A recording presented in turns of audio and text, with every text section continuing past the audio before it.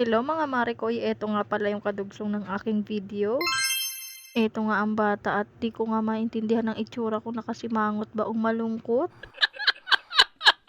Inutusan ko kasi siyang gisingin nga niya yung papa niya dahil anong oras na nga. Pero ayan, bigla nga siyang sumimangot. O diba, napakamaldita. Tignan nyo naman ang itsura, napakamaldita talagang haba-haba na ng nguso.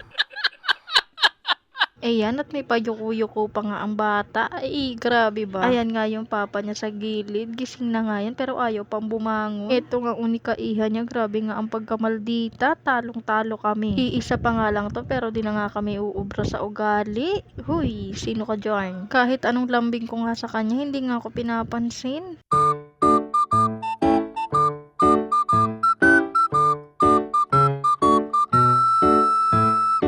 At maya-maya nga naisipan ko ngang magpatugtog para nga mabawasan ang init ng ulo ng anak kong to. May tugtog kasi siyang nagustuhan, kaya nga ayun ang pinatugtog ko. At nung pinatugtog ko nga yun ay grabe, ngumiti nga siya. Kumakanta nga rin siya at hindi ko lang pwedeng iparinig sa inyo dahil makaka-copyright ang version na to. At fast forward, nandito na nga kami ulit sa kabila. Linggo nga pala no mga oras na to. At pagdating nga namin, wala yung lolo at lola niya. Tuwing linggo kasi naka-day off nga yung lolo niya. Kaya nga nag-jogging nga sila. Ayun, hindi nga kami nakasama. Kaya itong bata nakasimangot dahil hindi nga siya nakasama sa pagja-jogging ng lolo at lola niya. Maaga kasing umalis yung lolo at lola niya at doon nga kami natulog sa kabila. Kaya hindi nga kami nakasama at for the simangot nga ang person. Kaya sabi ko sa kanya, magpunta na nga lang kami sa papa niya. Kaso pagpunta ka namin sa papa niya, meron nga siyang nakitang kinakain ng papa niya. Kaya ayun, biglangan sumimangot ang person at nagalit nga siya sa papa niya. Pagkadating kasi namin doon sa shop, nakita nga niyang kumakain ng noodles yung papa niya. Gusto nga rin niya ng noodles kaso hindi nga siya binigyan ng papa niya dahil maanghang nga yun. Kaya ayun, simangot ang person. Fast forward nga eto nga at nakauwi na nga kami. Umutang na nga lang ako sa tindahan ng noodles para nga makakain siya. Nung una nga ay nakasimangot pa nga siya. Pero nung naluto na nga ay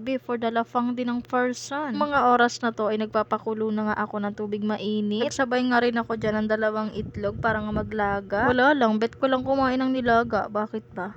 Uy, di ka magagalit for today's video. Pagkalaga nga netong itlog, kinuha ko na nga agad para nga mabalatan ko na. Luto na rin kasi yung noodles, kaya naman sinalin ko na nga rin. At ayan, for the balat-balat na nga ang version ng nilagang itlog.